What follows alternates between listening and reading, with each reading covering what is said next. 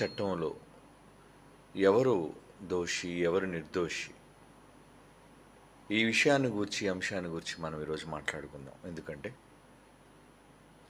మనుషుల దృష్టిలో, మనుషులు రాసుకున్న చట్టాల్లో ఎందరో దోషులుగా, నిర్దోషులుగా ఎంచబడుతున్నారు. కానీ మనుషుల చట్ట ప్రకారంగా, మనుషులు వ్రాసుకున్న శాసనాల ప్రకారంగా దేవుడు మనలను దోషులుగా కానీ నిర్దోషులుగా కానీ ఎంచడు. మనం దోషి కావాలన్నా, నిర్దోషి కావాలన్నా ఆయనకంటూ ఒక చట్టం ఉంది. అది యాకోబు దేవుని చట్టము అని చాలాసార్లు మనం చదువుకున్నాం. ఆ చట్ట ప్రకారంగా ఆయన మన కొరకు వ్రాసిన చట్ట ప్రకారంగా మనం దోషులుగా కనబడుతున్నామా, నిర్దోషులుగా కనబడుతున్నామా అన్నది మనం బ్రతుకున్నప్పుడే మనలను మనం పరీక్షించుకోవాలి. ఎందుకంటే మనుషుల దృష్టిలో ఘనమైనది కావచ్చు, ఘనహీనమైనది కావచ్చు, అది దేవుడు ఎంపిక చేయడు అని ఒక మాట చదువుకొని మనం ముందుకు వెళదాం. లూకాసు వార్త 16వ అధ్యాయం 15వ వచనాన్ని మనం చూడగలిగితే, లూకాసు వార్త 16వ అధ్యాయం 15వ వచనం, మీరు మనుషుల ఎదుట నీతిమంతులని అనిపించుకునేవారు గనుక దేవుడు మీ హృదయములను ఎరుగును. మనుష్యులలో ఘనమైనది, గొప్పది దేవుని దృష్టికి అసహ్యము అంటున్నాడు. చూడండి, అసహ్యం.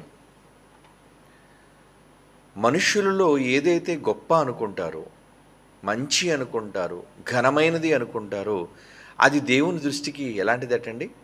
అసహ్యమైనది. దేవుని దగ్గరికి వెళ్ళి, ప్రభువా, వీడు Guinness book of world record సాధించాడు ప్రభువా అంటే ఆయన ఏమంటాడు? ప్రపంచంలో వీడు చాలా గొప్పోడు ప్రభువా అంటే ఏమంటాడు ఆయన? అవతలకు పో అంటాడు. ఎందుకంటే మనుషుల దృష్టిలో మనుషులు ఇచ్చే మెప్పు, అవార్డ్స్, ఏమండి, పద్మశ్రీ అండి, ఈయన భారతరత్న అండి, ఏమండి, ఆస్కార్ గ్రహీత అండి, లేదా గిన్నిస్ బుక్ గ్రహీత, అవార్డు గ్రహీత అని అంటే దేవుడు ఏమంటాడు? మనుషులు ఘనమైనదిగా ఎంచి ఇచ్చిన పత్రాలు, ఏమండి, సిఫారసులు దేవుడికి అక్కర్లేదు. లేదా మనమంతా గొప్పవాళ్ళమని సర్టిఫై చేసిన వాళ్ళు దేవుడు ఎంచి గొప్పవాళ్ళని పరలోకాన్ని ఇవ్వడు. ఆయన తనకంటూ ఒక చట్టం ఉంది. ఆ చట్ట ప్రకారంగానే ఆయన తీర్పు తీరుస్తాడు ఎవరికైనా. అవునా? ఏమండి, దేవుడికంటూ ఒక చట్టం ఉంది. చదువుదాం ఒకసారి. ఈ సందర్భంలో అది కూడా జ్ఞాపకం చేసుకోవడం మంచిది. కీర్తనల గ్రంథం 81వ కీర్తనలోని 4వ మాట. కీర్తనల గ్రంథం 81వ కీర్తనలోని 4వ మాట ఏమని రాయబడిందండి అక్కడ? అది ఇశ్రాయేలీయులకు కట్టడా, యాకోబు దేవుడు నిర్ణయించిన చట్టము. అంటే దేవుడు ఎవరినైనా దోషిగా కానీ నిర్దోషిగా కానీ ఎంచాలంటే ఆయన చట్టాన్ని బట్టి ఆయన ఎంపిక చేస్తాడే కానీ మనుషులుగా మనం ఎంపిక చేసి ప్రభువా ఈయన చాలా గొప్పోడు ప్రభువా, ప్రభువా ఈయన చాలా చెడ్డవాడు ప్రభువా అని మనుషుల ఎంపికను బట్టి దేవుడు దోషులుగా కానీ నిర్దోషులుగా కానీ ఎంచడు. అంటే పరలోకాన్ని మనం సాధించాలి అంటే మనకి దేవుని మెప్పు అవసరమే కానీ మనుష్యుల మెప్పు అవసరం లేదు.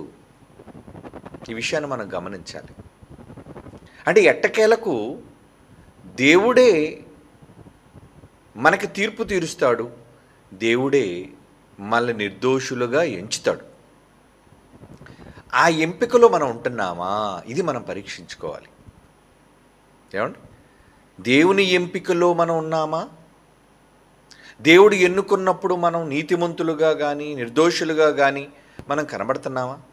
నిజానికి ఆయన సంకల్పాన్ని ఆలోచిస్తే ఇది జగత్తు పునాది వేయబడక మునుపే మనం తన ఎదుట ఎలా కనబడాలని ఆయన కోరుకున్నాడండి. ఎఫ్సి పత్రిక 1:4 అందరికీ తెలిసిన మాట. ఏమన్నది? ఏమండి? జగత్తు పునాది వేయబడక మునుపే క్రీస్తులో ఆయన మనల్ని ఎందుకు ఏర్పాటు చేసుకున్నాడు అంటే, మనము తన ఎదుట పరిశుద్ధులముగా, నిర్దోషులమనే పదం ఉంటుంది చూడండి, నిర్దోషులముగా ఉండాలి అని. అంటే భూమి మీద పుట్టే ప్రతి మనిషి దేవుని దృష్టిలో నిర్దోషిగా ఎంచబడాలి. అది ఆయన సంకల్పంలోని భాగం. మరి ఆయన సంకల్పంలోని భాగమైన నిర్దోషత్వం మనకుందా? ఆయన చట్టాన్ని బట్టి మనం నిర్దోషులుగా తీర్పు పొందుతున్నామా? ఇది మనం ఆలోచించాలి. మనుషులు మనల్ని దోషులు అంటున్నారనో, లేదంటే మనుషులు మనల్ని గొప్పవాళ్ళుగా ఘనపరుస్తున్నారు కాబట్టి దేవుని దృష్టిలో మనం గొప్పవాళ్ళమి అని అనుకుంటే దేవుని చట్టం అంగీకరించదండి. ఒక మాట మనం చదువుకుందాం. కీర్తనల గ్రంథం 32వ కీర్తనలోని 2వ వచనం. 32వ కీర్తన 2వ వచనం. యెహోవా చేత నిర్దోషి అని ఎంచబడినవాడు, ఏమంటున్నాడండి? యెహోవా చేత నిర్దోషి అని ఎంచబడినవాడు, ఆత్మలో కపటము లేనివాడు ధన్యుడు. కపటం ఎక్కడ ఉండకూడదటండి? ఆత్మలో కపటం అనేది ఉండకుండా దేవుడు మనలను చూచి, నువ్వు నిర్దోషివి నాయన, అంతే కదండి. నువ్వు నిర్దోషి అని ఎవరు ఎంచాలి? మన మీద ఎవరైనా ఒకళ్ళు కేసు పెట్టారనుకోండి, మనం నేరం చేసామనో అపరాధులను పోలీసు వాళ్ళు వెనక ముందు ఆలోచించారు కదండి. ముందు ఎఫ్ఐఆర్ బుక్ చేస్తారు, కోర్టుకి కడతారు, కేసు కోర్టుకు పంపిస్తారు. అల్టిమేట్గా దోషి అని కానీ నిర్దోషి అని కానీ ఎవరు చెప్పాలి? మనుషులందరూ అనుకుంటే కాదు.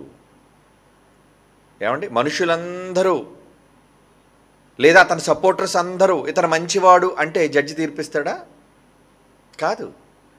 లేదా మనుషులందరూ ఇతను ఊరేయండి ఊరేయండి, చెడ్డవాడు చెడ్డవాడు చెడ్డవాడు అంటే వాళ్ళందరి మాటలను బట్టి జడ్జి గారు అతనికి శిక్ష విధిస్తారా? నో. ఆయనకంటే ఒక ప్రొసీజర్ ఉంటుంది. ఏంటది? చట్టంలో ఏది వాస్తవం, ఏది అబద్ధం, పూర్వాపారాలన్నిటినీ కూడా పరిశీలించి సాక్ష్యాధారాలను పర్యవేక్షించి నా ఎదుట ఉన్న ఈ వ్యక్తి దోష నిర్దోష అని ఫైనల్ జడ్జిమెంట్ అనేది ఒకటి ఉంటుంది. అదే తీర్పు దినం, జడ్జిమెంట్ డే అంటారు దాన్ని. అప్పుడు జడ్జి గారి ముందు మనం నిలబడినప్పుడు, ఏమండి మీ మీద పెట్టబడిన మోపబడిన ఆరోపణలన్నీ కూడా నిరూపితం కాని కారణంగా, నిరాధారమైనవి గనుక సాక్ష్యాధారాలతో పరిశీలించిన పిమ్మట మిమ్మల్ని నిర్దోషులుగా ఎంచి మీ కేసు కొట్టివేయటం జరిగింది అని ఇస్తారు. That is judgement. అప్పుడు ఎవ్వరు శిక్ష వేయడానికి అధికారం లేదు. లేదు జడ్జి గారే మీ సాక్ష్యాధారాలను పరిశీలించిన తర్వాత మిమ్మల్ని దోషులుగా గుర్తించడం జరిగింది అని అన్నారు అనుకోండి, వెంటనే ఇమీడియట్గా కోర్టు హాల్లోనే పోలీసు వాళ్ళు వచ్చి అతను అరెస్ట్ చేసి జైలుకి పంపుతారు. ఇది లోక చట్టాలలో అమలయ్యే ప్రొసీజర్, విధానం అంటారు దాన్ని. ఏమండి? మరి దేవుని చట్టం, దేవుని చట్టం ఏంటి? బైబిల్. మనం ఆలోచించాల్సింది ఏంటంటే బైబిల్. ఆయన మాటలే, ఆయన శాసనాలే మనల్ని నిర్దోషులుగానైనా ఎంచుతాయి, మనల్ని దోషులుగానైనా దేవునికి అప్పగిస్తాయి.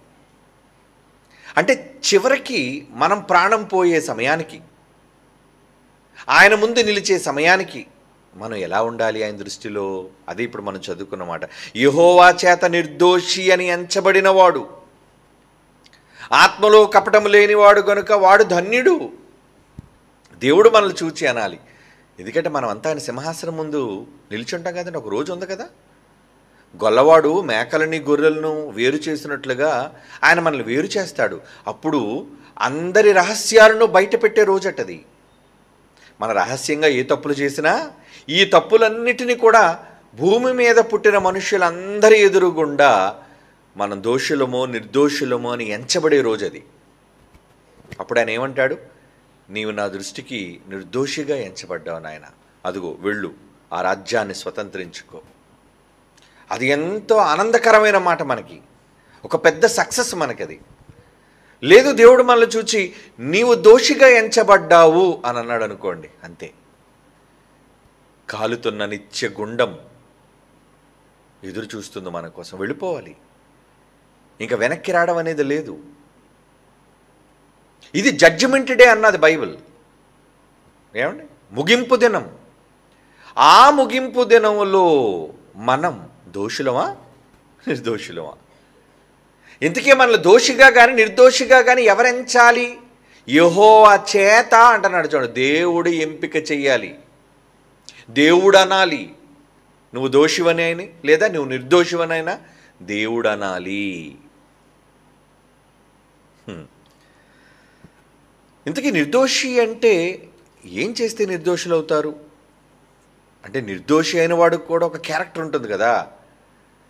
ప్రతి వాడిని కనబడిన వాడు మోసం చేసి, అన్యాయం చేసి, దోచుకొని, దోపిడీ చేసి, ఏమండి, మనుషుల్ని ఇబ్బంది పెట్టి, కుటుంబాలని హింసించి కంటకుడుగా మారితే వాళ్ళందరినీ కూడా నిర్దోషం దేవుడు ఎంచుతాడా?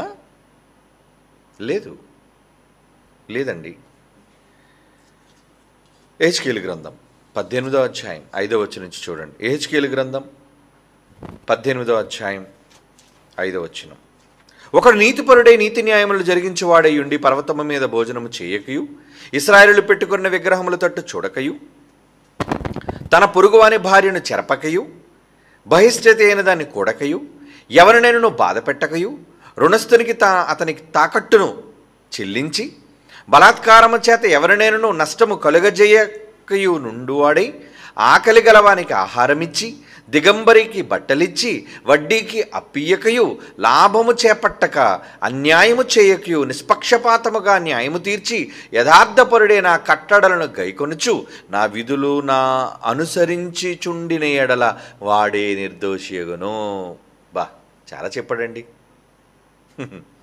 ఇందులో ఒకళ్ళు ఏమైనా మనకు సంబంధించిన ఉన్నాయేమో చూసుకోండి. అంటే మనల్ని మనం పరిశీలించుకోవాలి.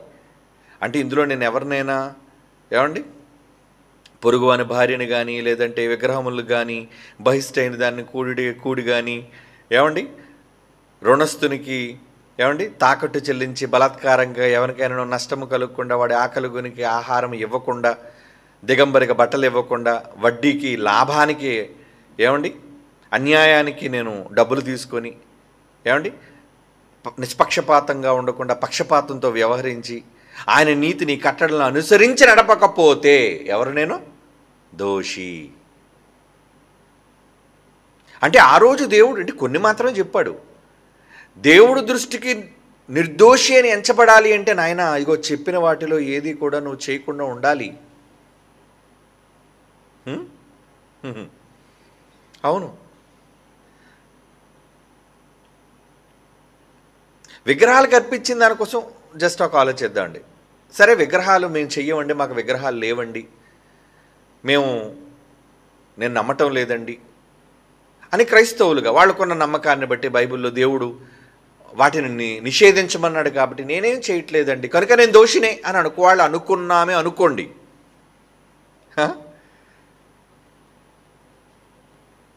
రోమపత్రిక ఇది చూడండి ఎలా ఉందో.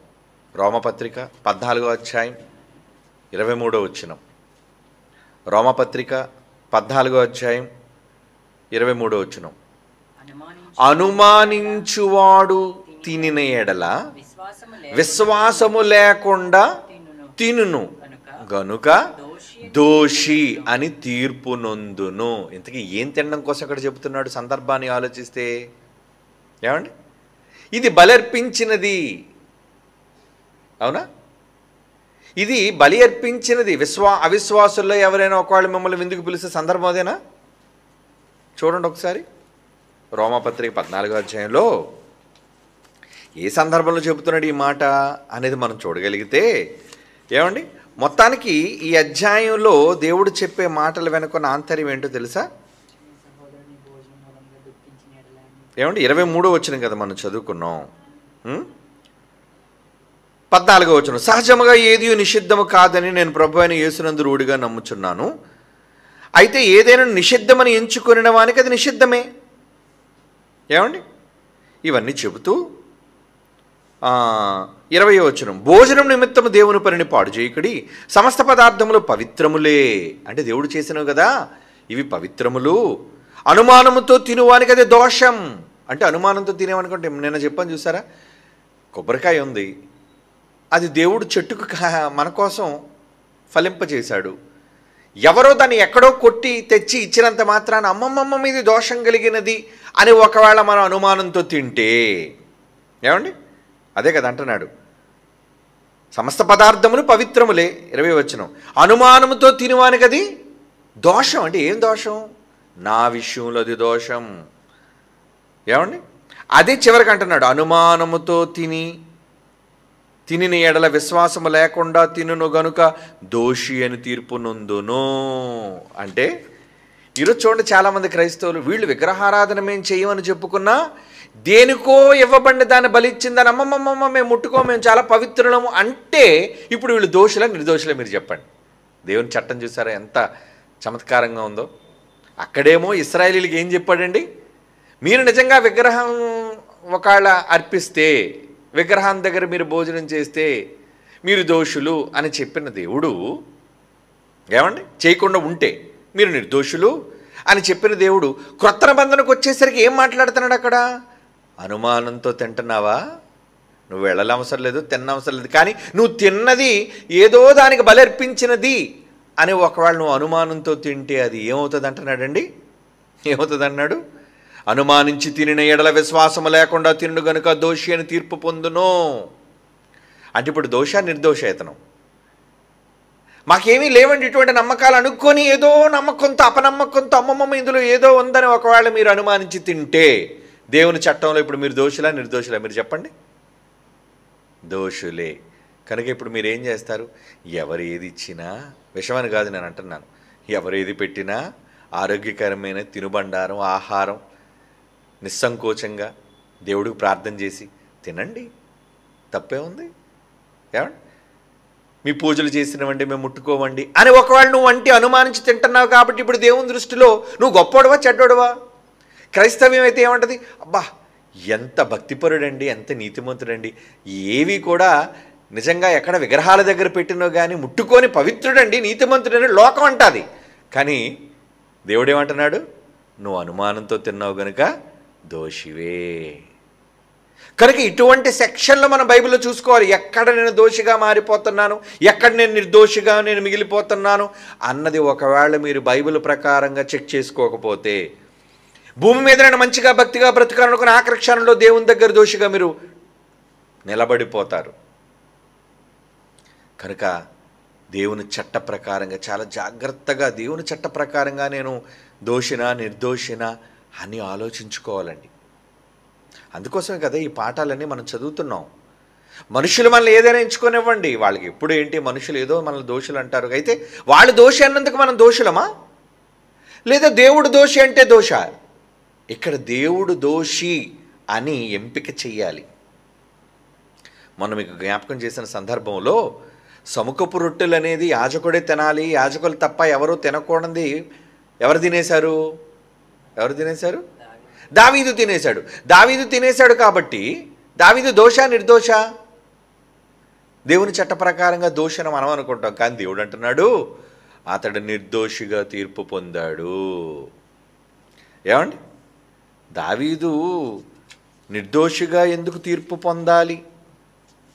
ఏమండి, దావీదు నిర్దోషిగా ఎందుకు తీర్పు పొందాలి చెప్పండి? అంటే దేవుని యొక్క చట్టాన్ని బట్టి. ఏమండి, 2 సమూయేలు గ్రంథం చూద్దాం ఒక మాట. 2 సమూయేలు గ్రంథం 22:20 వచ్చి నుంచి చూస్తే దేవుడు ఏమంటున్నాడు చూడండి, నేను ఆయనకి ఇష్టడను గనుక ఆయన నన్ను తప్పించను. నేను ఆయనకి ఇష్టడను గనుక నన్ను తప్పించను. నా నీతిని బట్టి ఆయన నాకు ప్రతిఫలం ఇచ్చిన. నా నమ్మకం. నీతి అంటే ఏంటి? నమ్మకమే కదా. నమ్మకాన్ని బట్టి నేను నీతిమంతుడిగా తీర్చబడ్డాను, కానీ నా క్రియల వల్ల మాత్రం నేను కాదు. నా నీతిని బట్టి ఆయన నాకు ప్రతిఫలం ఇచ్చును, నా నిర్దోషత్వమును బట్టి నాకు ప్రతిఫలం ఇచ్చును. యెహోవా మార్గములను నేను అనుసరించుచున్నాను. భక్తిహీనుడనై నా దేవునిని విడిచిన వాడను కాను. ఏమండి 25, కావున నేను నిర్దోషి అయ్యుండుట ఆయన యెహోవా చూచెను. అంటే దేవుడు చూస్తాడా మిమ్మల్ని? మీరు చేసే క్రియలలో, మీరు చేసే పనులలో మీరు దోషులా నిర్దోషులా అన్నది దేవుడు ఎంచాలి. ఆయన చట్ట ప్రకారంగా అండి. తన దృష్టికి కనబడిన నా చేతుల నిర్దోషత్వమును బట్టి నాకు ప్రతిఫలం ఇచ్చెను. చూసారా? తన దృష్టికి కనబడిన నా చేతుల నిర్దోషత్వమును బట్టి, తన దృష్టికి కనబడిన నా చేతుల నిర్దోషత్వమును బట్టి అంటున్నాడు. చూడండి, అంటే దేవుడి దృష్టికి మనం ఎలా కనబడుతున్నాం? దేవుని చట్టానికి మనం ఎలా కనబడుతున్నాం? దోషులుగా కనబడుతున్నావా, నిర్దోషులుగా కనబడుతున్నావా? ఏది ఏమైనా దేవుడే మిమ్మల్ని ఎంపిక చేయాలి. నువ్వు మంచివాడువా, చెడ్డవాడువా? నువ్వు భక్తుడువా, భక్తిహీనుడువా? మనం భక్తులు అని మనం అనుకుంటే సరిపోదు, మనం భక్తిహీనులు అని లోకం అంటే సరిపోదు. కనుక ఇప్పుడు దేవుని చట్టానుసారంగా, దేవుని వాక్యానుసారంగా మనం దోషులుగా ఎంచబడుతున్నావా, నిర్దోషులుగా ఎంచబడుతున్నావా అన్నది మనం చూడాలండి. ఏమండి? ధర్మశాస్త్ర ప్రకారంగా విశ్రాంతి దినాన్ని ఏ పని చేయకూడదు కదా, వాళ్ళకున్న లెక్క. కానీ యేసుప్రభు వారు విశ్రాంతి దినాన్ని స్వస్థపరిచారు. దానికి వీళ్ళందరూ కౌంటర్ వేశారు. విశ్రాంతి దినం కదా, ఈరోజు నువ్వేంటి ఈ ఈ రోగగ్రస్తుని ముట్టి నువ్వు స్వస్థపరిచావు అంటే అని ఏమన్నాడు? అంటే మీ అందరి దృష్టికి ఈరోజు నేను నేరస్తుడిని అనమాట. విశ్రాంతి దినాన్ని ఇదిగో ఈ పక్షవాయు గలవాడిని నేను బాగు చేసినందుకు, లేదా ఈ రోగగ్రస్తుడిని నేను స్వస్థపరిచినందుకు. మరి ఒకవేళ అదే విశ్రాంతి దినాన గుంటలో ఏదైనా మీ ఎద్దు కానీ మీ గాడిది కానీ పడిపోతే మీరు తీస్తారా? తీరా? మరి తీయడానికి పని చేస్తారు కదా, అంటే మీరు దోషులా? అంటే మంచి కోసం చేసే ఏ పనైనా దోషం కాదు. అక్కడ దేవుని చట్ట ప్రకారంగా లెక్కల్లోనికి అది తేబడదు. అవునండి. సో దాన్ని బట్టి యేసుప్రభు వారు ఆ మాట అనగలిగారు. ఎందుకన్నాడు ఆ మాట? చూద్దాం. ఒక మంచి మాట చూద్దామండి.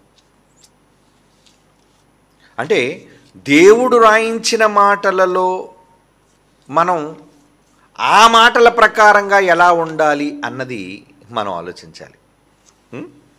ఓకే,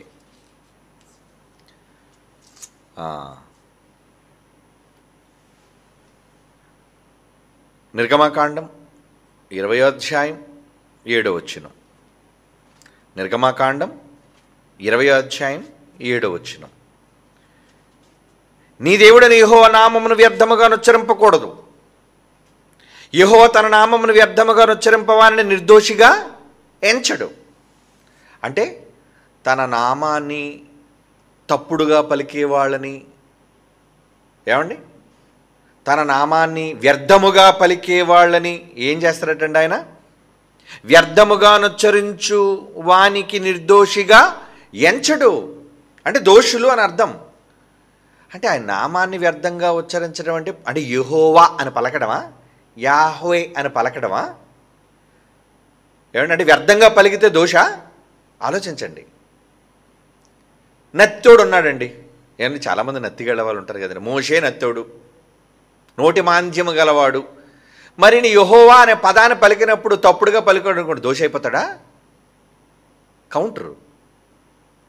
అంటే వ్యర్థముగా ఉచ్చరించినంత మాత్రాన్న, అంటే వ్యర్థంగా ఉచ్చరించడం అంటే ఏంటి? అక్షరాలు తప్పుగా పలకటం అన్నది కాదు, ఆయన నామాన్ని వ్యర్థంగా చెయ్యటం. ఆయన నామానికి ఉన్న పేరును, ఆయన పేరుకున్న ఖ్యాతిని అపఖ్యాతి పాలు చేయటం, అది వ్యర్థముగా ఉచ్చరించటం అంటే ఈరోజు క్రైస్తవ సమాజం, మేమంతా క్రైస్తవులు, విశ్వాసులు, నమ్మకస్తులం, భయభక్తులు కలిగిన వాళ్ళం అని చెప్పుకుంటుంటారే, వీళ్ళు ఎవరైనా యెహోవా నామాన్ని వ్యర్థంగా ఉచ్చరిస్తున్నారా? ఆలోచించండి.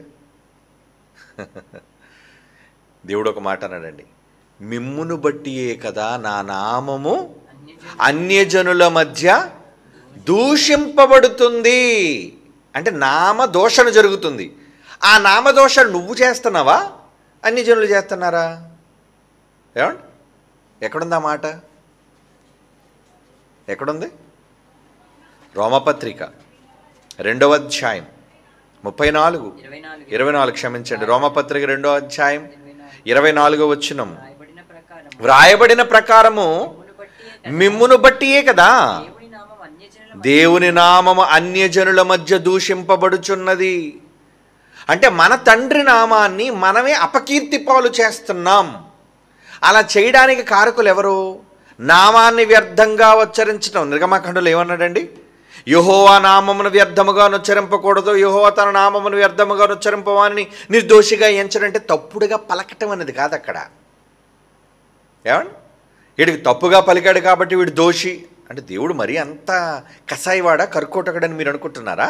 నో, అపార్థం చేసుకుంటారు. అంటే భావం అదే అంటున్నాను, బైబిల్లో భావం తెలియాలి. ఒకవేళ వ్యర్థంగా ఉచ్చరించడమే దోషానికి కారణమైతే నోటి మాంజ్యం గలవారు, సరిగ్గా పలకలేనివారు ఆ మాత్రం దానికి దోషులైపోతారా? అక్కడ దోషంగా దేవుడు దోషిగా ఎంచడానికి గల కారణం నీ వలన నా నామానికి చెడ్డ పేరు ఉచ్చరణలో. అంటే నువ్వు ఏదైతే ఉచ్చరిస్తున్నావో నీ నోటి మాటలను బట్టి నా నామము అపఖ్యాతి పాలవుతుంది. అదే ఇందాక రోమాపత్రులో మనం చదువుకున్న మాట. మిమ్మును బట్టియే కదా నా పేరు ప్రజల మధ్య, అన్య జనాంగాల మధ్య దూషణ పాలవుతుంది అన్నాడు. ఈరోజు ఎంతమంది క్రైస్తవులు వాళ్ళు చేసే వేషాలు, వాళ్ళు చేసే మోసాలు, ఇంకా వాళ్ళు చేసే గారడీలు, దీనివల్ల ఏమవుతుంది చెప్పండి సమాజం? ఎంతమంది బైబిల్ను అవమానిస్తున్నారు, ఎంతమంది క్రీస్తును అవమానిస్తున్నారు. అంటే వీళ్ళందరూ ఎవరన్నమాట? కానీ వాళ్ళకి తెలియదు మేము చాలా పవిత్రులమండి, దేవుని దృష్టిలో చాలా గొప్పవాళ్ళుగా ఉన్నామండి, ఎందుకంటే ఆయన నామం కోసం మేము మాట్లాడుతున్నామండి అనే భ్రమలో వాళ్ళు ఉన్నారు. కానీ దేవుని చట్ట ప్రకారంగా వాళ్ళు ఎవరో తెలుసా అండి? ఆయన నామమును వ్యర్థముగా ఉచ్చరించటంలో వాళ్ళు దోషులుగా ఎంచబడిపోయారు. అది వాళ్ళకి ఇప్పుడు అర్థం కాదు. జడ్జిమెంట్ డే చనిపోతారు కదా, అప్పుడు వాళ్ళకి అర్థమవుతుందండి. అంటే నామమును వ్యర్థముగా ఉచ్చరించటం వలన, దేవుని పేరుకు అపఖ్యాతి పాలు తీసుకొని రావటం వలన వీళ్ళు దోషులుగా ఎంచబడిపోతున్నారు అన్నది వాళ్ళకి అర్థం కాని దశలో ఈరోజు క్రైస్తవ్యం ఉంది. హేళనాస్పదముగా ఆయన నామాన్ని అవమానకరంగా వీళ్ళు మార్చేస్తున్నారు. ఏంటి? తిట్టుకోవడం, దూషించుకోవడం, ఒకరినొకరు అనుకోవటం. ఏమండి, క్రైస్తవులైన వారు ఏంటి సోషల్ మీడియాలో దెబ్బలాట్ల, కొట్లాట్లు, పోటీలు ఏంటి ఇవన్నీ? దీనివల్ల ఏమంటున్నారు? మీలో లొసుగులు మీరు బయట పెట్టుకోవటం వల్ల, మీలో తప్పులు మీరు చెప్పుకోవటం వల్ల, ఒకరి ఎందుకలు ప్రేమ లేకుండా ఒకరినొకరు ఖర్చుకోవటం వల్ల, భక్షించుకోవటం వల్ల దేవుని ప్రేమ మీలో చచ్చిపోతుంది. ఆ చచ్చిపోయిన దేవుని ప్రేమ వల్ల నా నామానికి అపకీర్తి పాలు నా నామం అవుతుంది అని బాధపడుతున్నాడు ఆయన. ఇప్పుడు అలా చేసిన వాళ్ళందరూ ఎవరు చెప్పండి? మరి వాళ్ళు ఫాలో అయ్యే సంఘాలన్నీ ఏమనాలండి? అయ్యో మా అయ్యగారు గొప్ప నీతిమంతులండి, భక్తిపరులండి, జ్ఞానవంతులండి అనుకుంటున్నారు వాళ్ళు. కానీ వాళ్ళు చేసిన పనుల వలన దోషణ పాలు జరుగుతుంది కనుక వాళ్ళందరూ దోషులే అని తెలియట్లేదు. అంటే ఎంత జాగ్రత్తగా మనం ఆయన చట్టం విషయంలో అడుగులు వేయాలో ఆలోచించండి. ఏది పడితే అది చేసుకుంటూ వెళ్ళిపోతే దేవుడు మెచ్చుకుంటాడు, లేదా మనుషులందరూ మెప్పు వలన దేవుడు మమ్మల్ని మెచ్చుకుంటాడు అనుకుంటే ఎలా? ఏమండి, దేనివల్ల మనం గొప్పవాళ్ళుగా ఎంచబడతామంటున్నాడు? అంటే మనుషుల దృష్టిలో ఘనమైనది దేవుడి దృష్టిలో ఘనమైనదా? అందుకే ఆయన ఏమన్నాడు? మనుషుల దృష్టిలో ఏదైనా గొప్ప అనుకుంటే అది నా దృష్టికి అసహ్యం, నాకు నచ్చదది, నాకు సమ్మతం కాదు అది అన్నాడు. ఏమండి, పాపాత్ములైన ఒక స్త్రీ వచ్చింది యేసు దగ్గరికి. అందరూ ఆమెను అనరాని మాటలు అంటున్నారు. కానీ ఆమె పశ్చాత్తాపంతో ఉంది. సుమ తప్పు చేసిందే, తప్పును ఒప్పుకొని నేను పాపాత్మురాల్ని, ఈ పరిశుద్ధుని పాదాలు కడిగి నా భవిష్యత్తు జీవితాన్ని నేను మార్చుకోవాలి అనుకొని ఒక పశ్చాత్తాపంతో ఆమె యేసుప్రభు దగ్గరకు వచ్చినప్పుడు యేసుప్రభు ఆమెను చూచి ఏమన్నాడు? అమ్మా, నువ్వు విస్తారంగా ప్రేమించావు కదా నన్ను, కనుక నీ విస్తార పాపములు క్షమించబడి ఉన్నవి. కానీ వీళ్ళందరూ ఏమనుకున్నారు? ఈ మీ ఊర్లోనే పాపాత్మురాలు కదా, చాలా చెడ్డ పేరు ఉంది కదా. అంటే లోకం దృష్టిలో ఆమె చెడ్డదిగా కనబడునా, లోకం దృష్టిలో ఆమె పతితగా కనబడుతున్నా, దేవుని దృష్టిలో ఆమె దోష నిర్దోష? ఏమండి? నిర్దోషి. ఎందుకు? పాపాలు చేయటం వల్ల కాదు, ఆమెకు ఆ పాపం చేయలేదు. పశ్చాత్తాపము పడి ఆమె పాపములను మానుకొని, ప్రభువా ఇక నా జీవితం నీకోసమే ఉంటానయ్యా అనుకుంది. చూసారా ఆ మార్పు? అప్పుడు దేవుడు అన్నాడు, నువ్వు నిర్దోషివమ్మా. ఎందుకంటే నీ పాపాలు లేవు, నీ పాపాలు క్షమించబడిపోయాయి. నువ్వు నన్ను విస్తారంగా ప్రేమించావు కదా, నువ్వు నన్ను ప్రేమించావు అమితంగా, కనుక నీ విస్తార పాపములు క్షమించబడి ఉన్నవి. ఎంత గొప్ప అవకాశం ఇచ్చాడండి. అంటే చూసారా, మనుష్యులకు ఘనహీనమైనది దేవునికి ఘనహీనమైనది కాదు, మనుష్యుల చేత అసహ్యమైనదిగా ఎంచబడిన దేవుని దృష్టికి అసహ్యమైనది కాదు. అలా అనుకుంటే వ్యభిచారం మీద పట్టబడిన స్త్రీని కూడా తీసుకొచ్చినప్పుడు అందరూ ఆమె మీద నేరం మోపి ఈమె చేయుచుండగా పట్టుకున్నాము అన్నప్పుడు యేసుప్రభు ఏమన్నాడు? ఏమండి? అక్కడ జరిగిన సందర్భం ఏంటో మీకు తెలుసు. అంటే దేవుని తీర్పులు, దేవుని చట్టాలు, దేవుని న్యాయస్థానాలు, దేవుని ఆలోచనలు మనుష్యులకు భిన్నంగా ఉంటాయి. అది మనం తెలుసుకోవాలి. అందుకే ఒక మాట అంటున్నాడండి, యెషయా గ్రంథం 55వ అధ్యాయం 8వ వచనం. యెషయా గ్రంథం 55వ అధ్యాయం 8వ వచనం. నా తలంపులు మీ తలంపుల వంటివి కావు. మీరు అనుకున్నట్లుగా నేను అనుకోను, మీరు అనుకున్నట్లుగా నేను ఎవరిని చూడను. మీ త్రోవలు నా త్రోవల వంటివి కావు.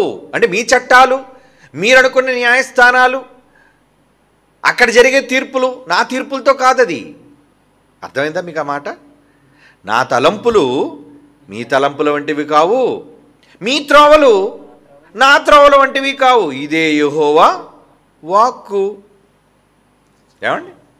అంటే దేవుడు ఈ మాట అనడానికి గల కారణం ఏంటంటారు? ఏమండి? ఏమంటారు?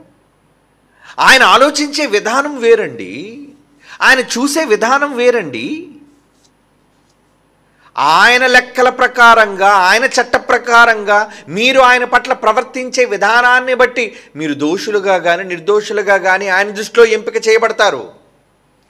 లోకం మిమ్మల్ని చాలా గొప్పవాడండి, అబ్బబ్బబ్బో చాలా ఉత్తముడండి, ఈయనంత మంచివాడు మరొకడు లేడండి అని లోకం నీకు కితాబ్ ఇచ్చినంత మాత్రాన, నీకు సిఫారసు పత్రం ఇచ్చినంత మాత్రాన దేవుడు నువ్వు మంచివాడుగా యాక్సెప్ట్ చేయడు. అంటే ఇప్పుడు మనం ఎవరి దృష్టిలో మంచివాళ్ళుగా కనబడాలి? దేవుని దృష్టిలోనే మనం యథార్థవంతులుగా, నిర్దోషులుగా మనం కనబడడానికి ప్రయత్నం చేయాలి. మరి ఆ ప్రయత్నాలలోని ఏంటి మనం చేయగలుగుతున్నాం? లేదా మనుషుల దృష్టిలోనే గొప్ప అనుకొని దేవుని దృష్టిలో కూడా అవి గొప్ప అయిపోతాయని మనం అనుకోవాలా? ఏమండి? ధనవంతుడు చచ్చిపోయాడు. ధనవంతుడు చచ్చిపోయి నువ్వు నరకానికి ఎందుకు వచ్చేసావు అనేది అబ్రహాం ఒక మాట చెబుతూ, ఏమండి, వాడు ఏ పాపం చేశాడని అక్కడ చెబుతున్నాడు? నువ్వు ఘోర పాపివి, నువ్వు నేరస్తుడివి, అందుకే మంటల్లోనికి వచ్చేసావంటున్నాడా? ఆ మాట చాలా విచిత్రంగా ఉంటుందండి. లూకాసువార్త 16వ అధ్యాయం 25వ వచనం. అందుకు అబ్రహాము, కుమారుడా, నీవు నీ జీవితకాలం అంతా నీకు నచ్చినట్లుగా సుఖాన్ని అనుభవించి, అది ఏ సుఖమైనా కానీ, తిండి కావచ్చు, మరొకటి కావచ్చు, నీ సంతోషం నీ సౌఖ్యమే నువ్వు కోరుకున్నావు. నీ జీవితకాలం అంతా నీకు నచ్చినట్లుగా సుఖాన్ని అనుభవించావు గనుక ఇక్కడ నువ్వు కష్టం అనుభవిస్తున్నావు. అంటే దేవుని చట్ట ప్రకారంగా వీడు నరకానికి పోవడానికి గల కారణం వాడికి నచ్చినట్లుగా బ్రతకడమా? అంటే మనకు భూమి మీద నచ్చినట్లుగా మనం బ్రతికితే దేవుని దృష్టికి దోషులమా? అంతే కదా. మరి దేవుని చట్టం ఏమంటుందో చూసారా? ప్రభువా, నేను ఎవరిని ఏమీ అనలేదు, నేను ఎవరిది దోచుకోలేదు, నేను ఎవరిని కోరుకోలేదు, నాకు కలిగిన దాంతో నేను ఆనందంగా గడిపాను, నాకున్న డబ్బుతో నేను ఆహ్లాదకరంగా బ్రతికాను, హాయిగా ప్రతిరోజు బహుగా ఆనందించాను, సుఖపడ్డాను, ఇందులో తప్పేంటి అని ఒకవేళ వాడు ప్రశ్నించినా దేవుడేమంటాడు? నీ చట్టం ఎవడకు కావాలి? లోక చట్టాల్లో ఎక్కడైనా నీకు నచ్చినట్లుగా బ్రతకడం వల్ల నీకు శిక్ష వేస్తున్నావు అంటారా? ఏమండి? నా భోజనం నేను వండుకున్నాను, నా బట్టలు నేను కొనుక్కున్నాను, నా ఇల్లు నేను కట్టించుకున్నాను, నా సుఖాన్ని నేను పొందాను అంటే, ఈరోజు చట్టాలు కూడా ఆఖరికి ఏమన్నాయి అంటే, మీకు నచ్చినట్లుగా మీరు సుఖపడండి, తప్పులేదు. చివరికి ఎంత స్థాయికి చట్టాలు దిగజారిపోయి అంటే, భార్యకి నచ్చినట్లుగా నువ్వు బ్రతుకమ్మా. ఏమండి? అంటే నువ్వు అక్రమ సంబంధం పెట్టుకున్నా, నువ్వు ఎవరితో ఉన్నా లోక చట్ట ప్రకారంగా అది నేరమా? కాదండి. ఇప్పుడు కావు. ఎందుకంటే అవన్నీ మార్చిపడేశారు చట్టాలన్నీ. అంటే నీకు నచ్చినట్లుగా నువ్వు బ్రతకడం, సహజీవనం చేయడం కావచ్చు, ఎవరితో కలిసి ఉండడం కావచ్చు, ఇవి చట్ట ప్రకారంగా నేరాలు కావు. ఎందుకంటే నీకు నచ్చినట్లుగా నువ్వు బ్రతుకు. ఆర్టికల్ 14 ప్రకారంగా అందరికీ స్వేచ్ఛా స్వతంత్రం ఉంది కాబట్టి ఎవరికి నచ్చినట్లు వాళ్ళు బ్రతకొచ్చు. ఇది లోక చట్టం. దేవుడు నీకు నచ్చినట్టుగా బ్రతుకుతావా?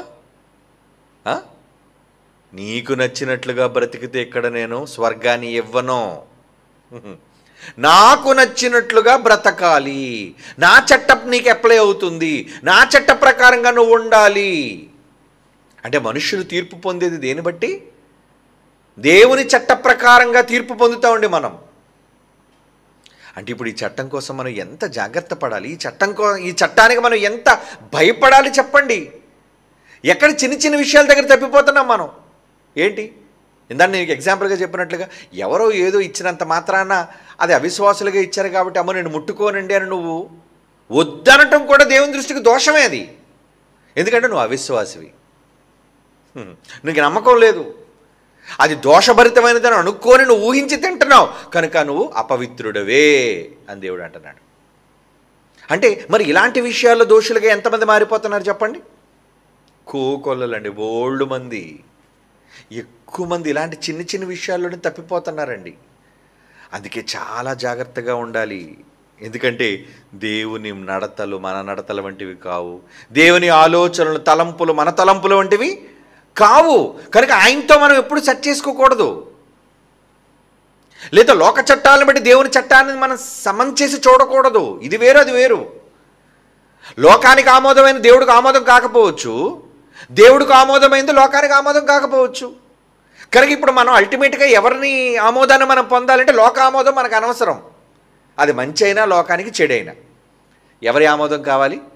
దేవుని ఆమోదం, దేవుని అంగీకారం. తండ్రి నీకు ఇది అంగీకారమేనా? అవును నాయన నాకు ఇది అంగీకారమే. మరి లోకానికి నేను ఇలా చేస్తే నేను పడనయ్యా, పోన్లే నీకు నేను కావాలా లోకం కావాలా అడుగుతాడు ఆయన. లేదు ప్రభా నాకు నువ్వే కావాలి. సరే అయితే వీటన్నిటినీ ఎదుర్కో, సహించు, పర్వాలేదు, అవమానమైన భరించు, నిత్య జీవాన్ని నేను నీకు ఇస్తాను. కనుక ఆయన చట్ట ప్రకారంగా మనం ఉండడానికి, ఆయన దృష్టిలో మనం నిర్దోషులుగా ఎంచబడ్డానికే మనం ఎక్కువ ప్రయత్నాలు చేయాలి. ఏమండి? ఒక మంచి మాట చదువుదాం బైబిల్లో. అంటే దేవుడు రాయించిన ఈ మాటల వెనక ఆంతర్యం ఏంటి అంటే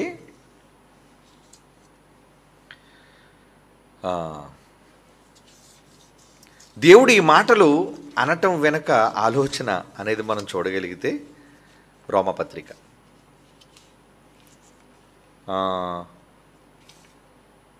రోమపత్రిక కన్నా ముందు ఒక మాట చదువుకొని అప్పుడు మనం అక్కడికి వెళ్దామండి. ఏంటంటే సామెతల గ్రంథం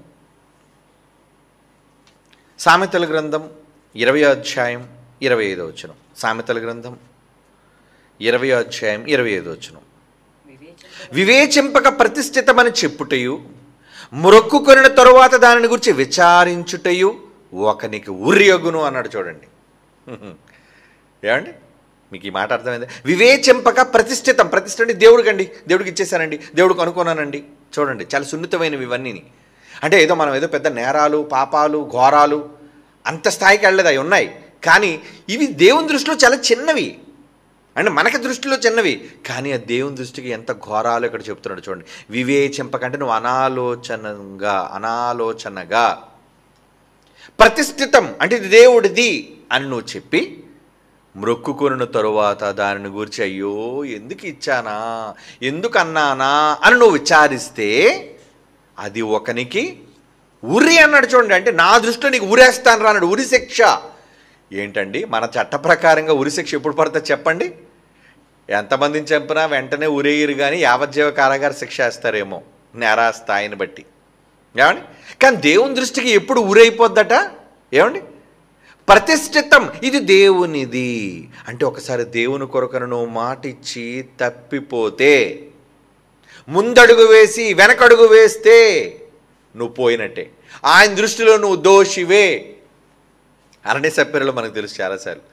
పాపం స్థలం అంతా వాళ్ళదే, సొంత స్థలం, ఏదో అమ్మేశారు, దేవుడికి ఇద్దాం అనుకున్నారు. ఆలోచన మంచిదే, కానీ ఆఖరి క్షణంలో వాళ్ళు మనసు మారింది. వాళ్ళ మనసు మారి ఏమిటి తప్పే ఉందండి. మామూలుగా లోక చట్ట ప్రకారంగా మనం అనుకుందండి, సర్వసాధారణంగా. ఏమండి, ఇచ్చినప్పుడు వాళ్ళది, ఇవ్వకపోయినప్పుడు వాళ్ళది, డబ్బు వాళ్ళది, స్థలం వాళ్ళది, పొలం వాళ్ళది. ఏమండి, సరే పోని దేవుడికి ఒక 5 లక్షలు ఇద్దాం అనుకున్నారు అనుకుందాం, 5 లక్షలు ఇద్దాం అనుకున్నారు. ఆఖరిలో ఒక 3 లక్షలు తగ్గించి ఒక 2 లక్షలు ఇద్దాం అనుకున్నారు. మొత్తానికి ఇస్తున్నారు కదా, 2 లక్షలు మాత్రం వాళ్ళకి కష్టం కాదా? మనం న్యాయాన్ని బట్టి, మానవ ధర్మాన్ని బట్టి మనం ఆలోచిస్తే, సర్లేండి ఎంతో కొంత ఇచ్చారు కదండి, ఇవ్వనివ్వండి అని మనం అనుకుంటాం. కానీ దేవుని చట్ట ప్రకారంగా ఆయన ఏమన్నాడు? నువ్వెంత ముందు అన్నావు, కమిట్మెంట్ ఎంత ఇచ్చావు? 5 లక్షలు. ఇప్పుడు ఎంత ఇచ్చావు? 2 లక్షలు. అంటే 3 లక్షలు ఇవ్వలేదు కదా. ఉరి. ఆయన చట్టం చూసారు ఎంత ఘోరంగా ఉందో. అంటే దేవుని దగ్గర కమిట్ అయిన తర్వాత, మాట ఇచ్చిన తర్వాత, మాట ఇవ్వకండి, జాగ్రత్త. మాట ఇచ్చారా, ప్రాణం పోయినా సరే ఆ మాట తప్పకండి దేవుడి దగ్గర. వాగ్దాన విషయంలో కావచ్చు, ఏమండి చేస్తాననే విషయంలో కావచ్చు, వస్తాననే విషయంలో కావచ్చు. వస్తానని కూడా, ఏమండి నేను వచ్చేస్తానండి అని అన్న తర్వాత రాలేకపోయానండి, సెమినార్కి వచ్చేస్తానండి అన్నాం, కానీ రాలేకపోయానండి, సారీ అంటే దేవుని దగ్గర నువ్వేమయ్యావన్నమాట. వస్తాను అని చెప్పి నువ్వు రాకపోతే, ఇస్తాను అని చెప్పి నువ్వు ఇవ్వకపోతే, చేస్తాను అని చెప్పి నువ్వు చెయ్యకపోతే, నువ్వు దేవుని దృష్టిలో దోషి, నీకు ఉరి. అంత పెద్ద శిక్ష ఏంటండి? మాట తప్పినందుకు అంత పెద్ద శిక్ష. మరి దేవుని చట్టం ఇది. లోక చట్ట ప్రకారంగా మాట తప్పితే పెద్ద ఏమీ శిక్ష కాదండి. ఏమండి, మాట తప్పాడండి, నన్ను పెళ్లి చేసుకుంటానని, ఇప్పుడు పెళ్లి చేసుకోవట్లేదని ఏ కోర్టుకైనా మీరు వెళ్ళండి, శిక్ష ఇస్తారా మీకు? మాట ఇచ్చాడండి, మాట తెప్పాడండి అంటే ఏమంటారు? శిక్ష ఏమీ లేదు. ఆ గొడవ తెగదు, ఎందుకంటే నేను మాట ఇవ్వలేదు అంటాడు. ఆ మాట ఇచ్చిందో నిరూపించుకోలేడు, గాల్లో చెప్పాడు కదా మాట. ఏమండి, దానికి సాక్ష్యం ఏది? కనుక అక్కడ అన్యాయం జరుగుతుంది. కానీ దేవుని దృష్టిలో కమిట్మెంట్. ప్రసంగి గ్రంథం 5వ అధ్యాయం 5వ వచనం చూడండి. ప్రసంగి గ్రంథం 5వ అధ్యాయం 5వ వచనం. నీవు మొక్కుకుని దాన్ని చెల్లింపుము. నువ్వు ఇస్తాననుకున్నావా, వస్తాననుకున్నావా, చేస్తాననుకున్నావా? నీవు మొక్కుకుని దాన్ని చెల్లింపుము. నీవు మొక్కుకుని చెల్లింపకుండుట కంటే మొక్కుకొనకుండుటయే మేలు. ఏమంటున్నాడు? నువ్వు కమిట్మెంట్ ఇవ్వద్దు, ఇచ్చావా మాట తప్పొద్దు. అంటే దేవుని చట్ట ప్రకారంగా ఎవరు దోషులుగా, ఎవరు నిర్దోషులుగా ఎంచబడిపోతారో అన్నది మాట విషయంలోనే తేల్చేస్తున్నాడు ఆయన. మాట దేవునికి ఇస్తానని, చేస్తానని, వస్తానని, నువ్వు ఏదన్నా దేవుని దగ్గర వడంబడిక, మాటిచ్చి ప్రమాణం చేసి, అంటే అదే దేవుడికి మాట ఇవ్వడమే ప్రమాణం, ఏదైతే అనుకునేవాడిని. ఏమన్నాడు? నీవు మొక్కుకొని దాన్ని చెల్లించు.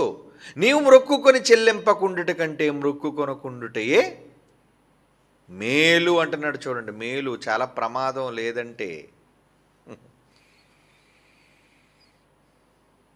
సంఖ్యాకాండం 30వ అధ్యాయం 2వ వచనం చూడండి. సంఖ్యాకాండం 30వ అధ్యాయం 2వ వచనం. ఇది యెహోవా ఆజ్ఞాపించిన సంగతి. ఒకడు యెహోవాకు మొక్కుకొనిన ఎడల, లేక తాను బద్ధుడనొకటకు ప్రమాణం చేసిన ఎడల, అతడు తన మాట తప్పక తన నోట నుండి వచ్చినదంతయు నెరవేర్చవలను. మాటే కదండి, మాటే కదండి ఇచ్చాను. ఎవరి ప్రాణం తీశానండి, ఎవరి కుటుంబాన్ని దోచుకున్నానండి, కేవలం మాటే కదండి అన్నాను. అరే నీకు మాటే రాది, కానీ ఆ మాటే నీకు ఊరి. చూసారు ఎలా ఉందో? ఒకడు యెహోవాకు మొక్కుకొని ఎడల, తాను బద్ధుడినై ప్రమాణం చేసిన ఎడల, అతడు తన మాట తప్పక తన నోట నుండి వచ్చినదంతయు నెరవేర్చవలెను. చెయ్యి, తప్పడానికి వీలు లేదు. ఏమండి,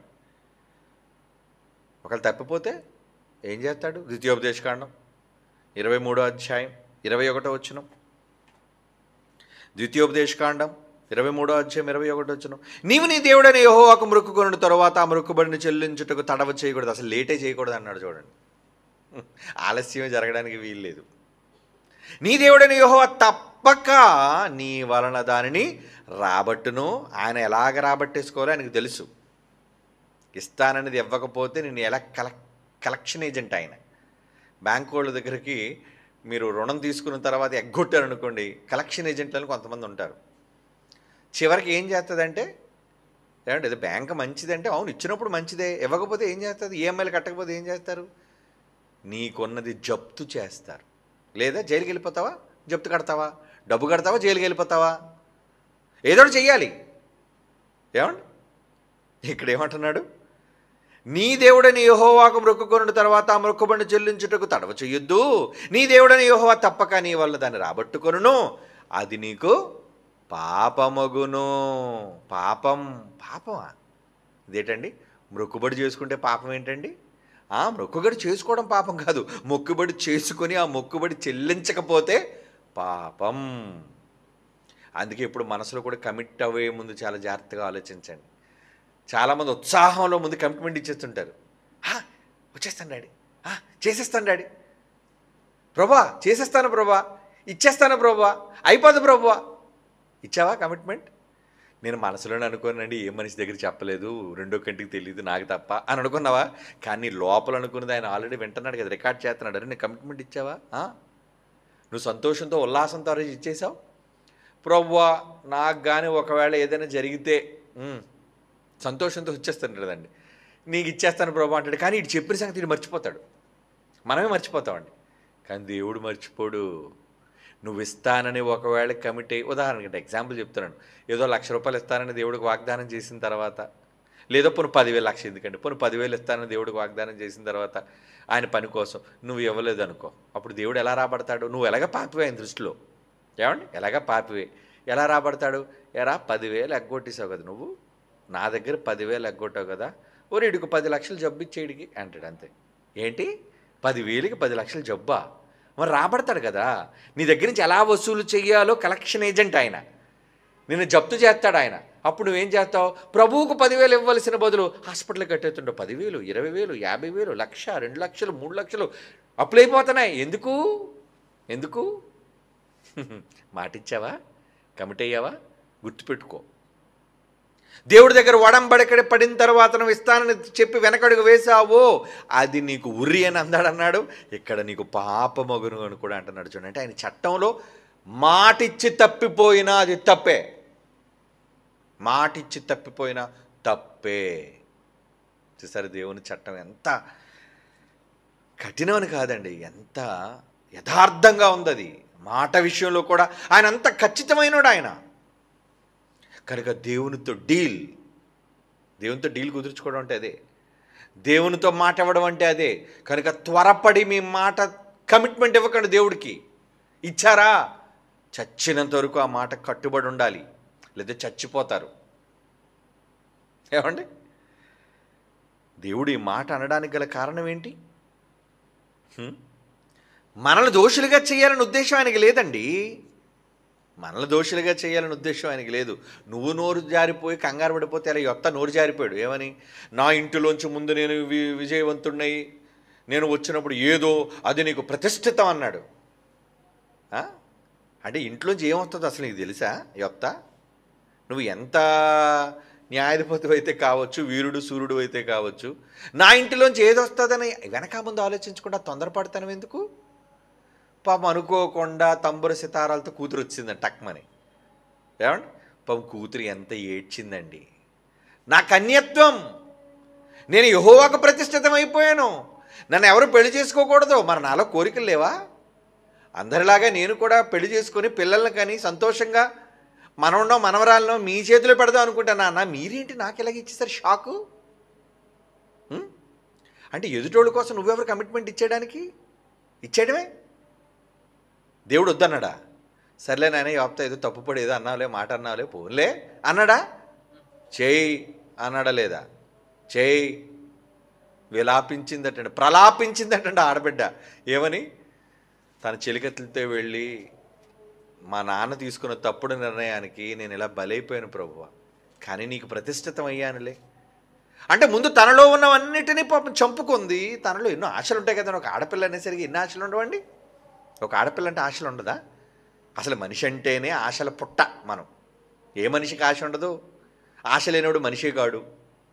అలా ఆశపడినప్పుడు ఆశలను తీర్చాలి కదా, తీర్చుకోవాలనుకుంటుంది కదా మంచిగా. ఎవరో మాట ఇచ్చేసి ఎవరో కమిట్మెంట్ ఇచ్చేస్తే దేవుడేమన్నాడు? నువ్వు అన్నావు కదా చెయ్యు, నాకు అవన్నీ అనవసరం.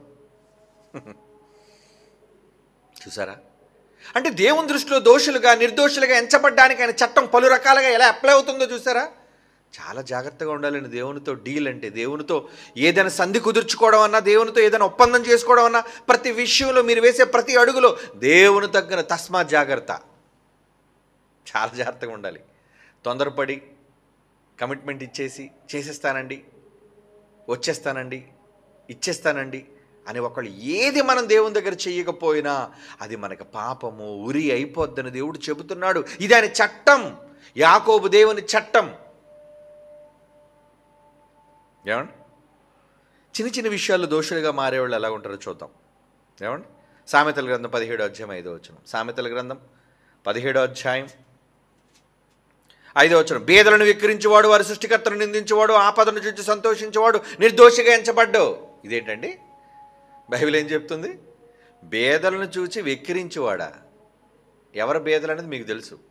అంటే దేవుని పనిలో, ఆయన సేవలో నిజంగా పేదరికంలో ఉండి, లేమిలో ఉండి. ఏమండి ఈరోజు మనం ఫ్రీ భోజనం ఎందుకు పెట్టాలనుకుని ఎవరి కోసం చెప్పండి? బాగా డబ్బున్న వాళ్ళ కోసమా? ఫ్రీ భోజనాలు దేనికి?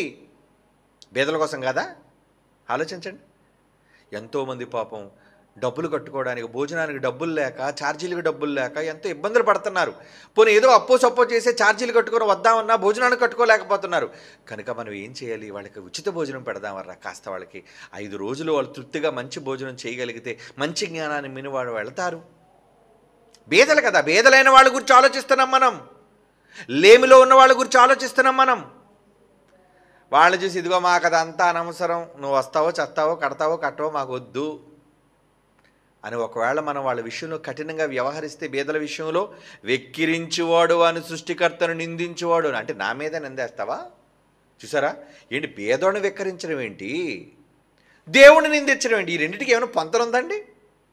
ఎవడో బేదోడిని చూసి ఏమయ్యా నీ దగ్గర డబ్బు లేకపోతే రావా చేయవా అని మనం అన్నాం అనుకో, అప్పుడు దేవుడు ఏమనుకోండి, ఏమో నన్ను తిడుతున్నావేంటి? దేవుడికి ఎలా కనబడుతున్నాయి? దేవుడు నిందించినట్లుగా మాటలు కనబడతాయట. అదేంటి ప్రభా, నేను బేదోడిని అన్నాను ప్రభా, నిన్ను కాదు ప్రభా. ఒరే నన్ను అన్నట్టేరా అది. మిక్కిలి అల్పులని ఈయన సహోదరులో ఒకరిని తిడితే నన్ను తిట్టినట్టు కాదా? ఆడికి ఇస్తే నాకు ఇచ్చినట్టు అయినప్పుడు వాడిని తిడితే నన్ను తిట్టినట్టు కాదా? అవునండి.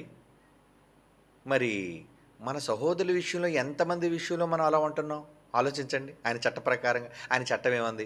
అందరితో సమాధానంగా ఉండండి, అందరితో ప్రేమగా ఉండండి, అందరితో మంచిగా ఉండండి, ఎవరి మీద పగొద్దు, ఎవరి మీద కక్ష సాధింపొద్దు అని అన్నాక కూడా మనం వాళ్ళని నిందిస్తున్నాం అనుకోండి, మనం వాళ్ళని దూషిస్తున్నాం అనుకోండి, మనం వాళ్ళని ద్వేషిస్తున్నాం అనుకోండి, మరి ఇవన్నీ ఏంటి? ఆయన చట్ట ప్రకారంగా ఏంటి చెప్పండి?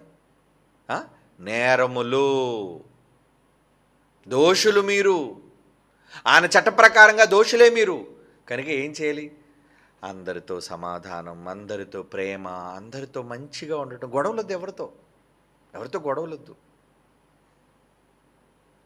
అంటే ఇటువంటివన్నీ కూడా ఆయన చట్టంలో ఉన్నాయి అన్న విషయాన్ని మనం తెలుసుకోకుండా మనం త్వరపడి ఒక మాట అన్నా, నిందించి ఒక మాట పలికినా అది దేవుని మీదకి వెళ్ళిపోతున్నాయట నిందలు.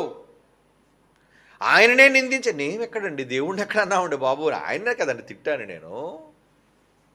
ఏమండి పొట్టు ఎరా పొట్టి అని మనం అనుకోండి, ఏదో సరదాగా అంటే పర్లేదులేండి, చాలే నువ్వు భూమికి జాండున్నావు అని కావాలని వాడిని నిందించాలని, పొట్టోడని కర్రోడని, ఏమండి బట్టతలను బట్టోడని మనం అంటున్నాం అనుకోండి, పట్టున్నోడిని పొట్టోడని అనుకుందాం ఉదాహరణకి. ఎంతకాడికి బట్టతలు ఇచ్చింది ఎవరు? ఆడు కూరని జుట్టు ఏమైనా పీకేసుకున్నాడు, ఆడికి పోయింది, సహజసిద్ధంగా పోయింది. ఏమండి దేవుడికి తెలియదు నెత్తి మీద జుట్టు ఉండలేదని, ఎన్ని వెంట్రుకలు ఉండాలి అడిగి తెలియదా? దేవుడికి తెలియదండి. ఊడిపోతే నువ్వెందుకు ఆడిన బట్టోడు అంటున్నావు? ఆడ పొట్టికి భూమికి జాండే పుట్టాడు పొట్టిగా. ఏమండి పుట్టించినందుకు ఎవరిని అనాలి నువ్వు? ఆడు పొట్టోడికి ఎవరు పుట్టారు చెప్పండి? ఆడు కొలత ఎవరు ఫిక్స్ చేశారు? ఒరే నువ్వు ఎంత ఉండాలి, నువ్వు 6 అడుగులు ఆజానుబాహుడుగా ఉండాలన్నా, లేదా నువ్వు 4 అడుగులు పొట్టివాడుగా ఉండాలన్నా ఎవరు నిర్ణయించారు? దేవుడు నిర్ణయించాడు. నిర్ణయించినప్పుడు నువ్వు పొట్టోడిని చూసి పొట్టోడు అంటున్నావు అనుకో, ఎవరిని నిందించినట్లు? ఆ పొట్టి సైజు నీకు ఇచ్చిన సృష్టికర్తనే కదా. కర్రోడిని చూసి చాలారా కర్రోడ మసిగా ఉన్నావు నల్లగా అన్నావు అనుకోండి ఉదాహరణకి, ఏమండి? ఇంతకీ ఆ కర్రోడికి ఆ రంగు వేసింది ఎవరు? దేవుడే కదా. తల్లి గర్భంలో నిర్మించింది ఆయనే కదా. మరి నువ్వు ఏదో స్నేహితులుగా సరదాగా మాట్లాడుకుంటే తప్పు కాదండి. కానీ వాడిని కించపరచాలని కొంతమంది అవమానించాలని కొంతమంది, వాడిలో ఉన్న లోపాలను ఎత్తి చూపించ చాలే గొప్ప భూమికి జాండలేవు పొట్టోడు వాడు నువ్వు నాకు చెప్పేది ఏంటి అన్నావు అనుకో, అంటే ఎవరిని నిందిస్తున్నట్టు? సృష్టికర్తని నిందిస్తున్నట్టు. ఆయన దృష్టికి దోషమేనా? దోషమే. అంటే ఇటువంటి వాటి మనం పెద్దగా పట్టించుకోం, కానీ ఇలాంటి వాటి విషయాల్లో కూడా మీరు నేరస్తులుగా మారిపోతారు. సుమా జాగ్రత్త. దేవుడు చెబుతున్నాడు ఈ మాట. ఏమండి ఇంకా చెప్పుకుంటూ వెళితే చాలా ఉన్నాయండి, చాలా ఉన్నాయి. రోమపత్రిక 4వ అధ్యాయం 7వ వచనం చూద్దాండి. రోమపత్రిక 4వ అధ్యాయం 7వ వచనం. ఇయాలి అనగా తన అతిక్రమములకు పరిహారము నొందినవాడు, తన పాపమునకు ప్రాయశ్చిత్తము నొందినవాడు ధన్యుడు. ప్రాయశ్చిత్తం కావాలి ముందు. ఎవరు చేస్తారు ప్రాయశ్చిత్తం? దేవుడు, యేసుక్రీస్తు వారు ప్రాయశ్చిత్తం. ఏమండి? తన అతిక్రమములకు పరిహారము నొందినవాడు, తన పాపమునకు ప్రాయశ్చిత్తము నొందినవాడు ధన్యుడు. ప్రభువు చేత నిర్దోషి అని ఎంచబడినవాడు ధన్యుడు. పాత నిబంధనలో మనం చదువుకున్న మాటనే క్రొత్త నిబంధనలో కూడా పౌలు గారు మరలా ఎత్తి చూపిస్తున్నారంటే, నువ్వు నిర్దోషిగా ఎంచబడాలి అంటే ఏమవ్వాలటండి? ప్రాయశ్చిత్తము నొందాలి. ప్రాయశ్చిత్తం. ఇప్పుడు వ్యభిచారవంతు పట్టబడిన స్త్రీని, ఆవిడ పాపాత్మరాలని స్త్రీ వచ్చింది కదా, మరి ఆమెను నిర్దోషిగా ఎవరించారు? యేసుప్రభు. ఎందుకు ఎంచాడు? లేదు ప్రభా, ఇప్పుడు వెంటనే మీ పాదాలకు నూనె పెట్టేసి మరలా నాకు ఇప్పుడు వెంటనే కమిట్మెంట్ ఉంది, ఇంకో దగ్గరికి వెళ్ళిపోవాలి, నేను రెడ్ లైట్ ఏరియాకి వెళ్ళిపోవాలి అని అనుకొని వచ్చింది అనుకోండి, ప్రాయశ్చిత్తం ఉందా ఆవిడికి? లేదే. అంటే టోటల్గా తన మనస్సును మార్చుకొని ప్రభు దగ్గరకు వచ్చి తన జీవితాన్ని అర్పించాలి దేవుని కొరకు అనుకునే ఆ భక్తురాలుగా మారిపోయింది కనుక, ఆమె పాపములన్నిటినీ క్షమించేశాడు కనుక ఆమె ఏమైపోయింది? పవిత్రురాలు, ప్రాయశ్చిత్తమునందినది కనుక ధన్యురాలైపోయింది. కాబట్టి ఇప్పుడు దోష నిర్దోష? మరి ఎంతమందితో ఏంటి? ఎంతమందితో ఉందండి. ఉంటే దోష ప్రాయశ్చిత్తం నొందిందయ్యా, క్షమించేశాను. మరి ఆవిడ ఇంకా వ్యభిచారం నువ్వు అనడం తప్పు కదా మారిపోయిన తర్వాత. మరి పౌలు గారు ఎంతమందిని చంపేశాడు, కత్తిపొట్టి కసా కసా కసా పొడిచాడు. ప్రాయశ్చిత్తం నొందాడా? బాప్తిసం తీసుకున్నాడా? నీతిమంతుడిగా మారాడా? మళ్ళీ ఆయన హంతకుడు ఏంటి? మారిపోయాడండి.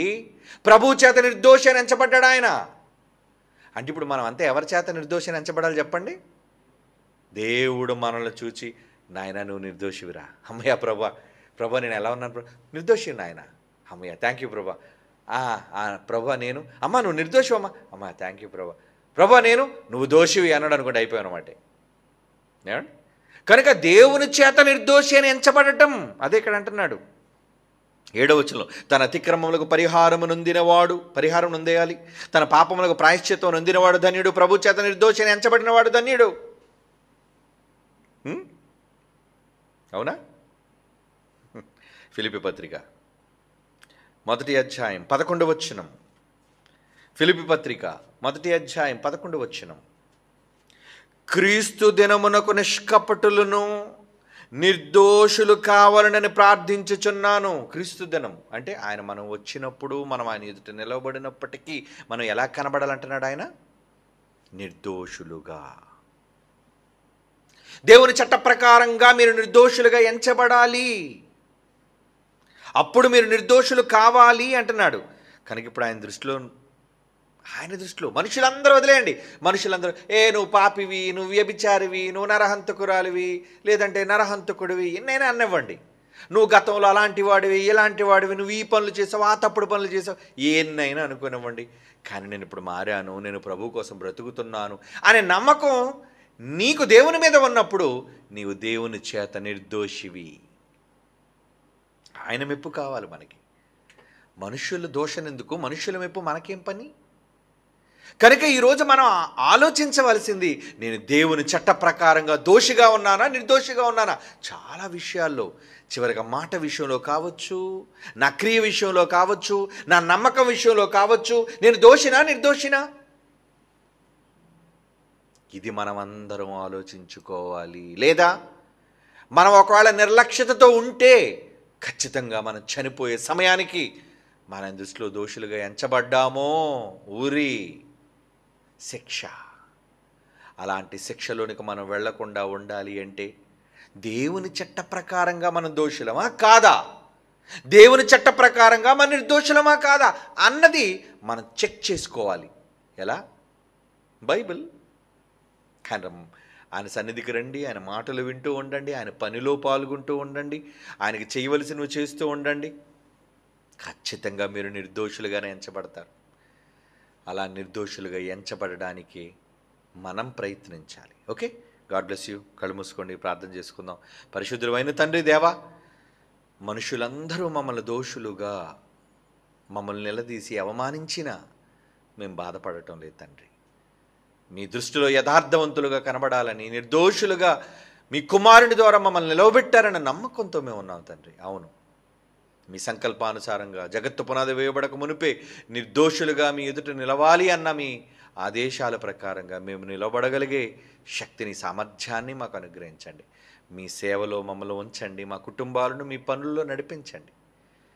క్రీస్తు యేసు వారి పరిశుద్ధమైన నామములో ఈ ప్రార్థన వేడుకొనుచున్నాము తండ్రి. ఆమెన్. God bless.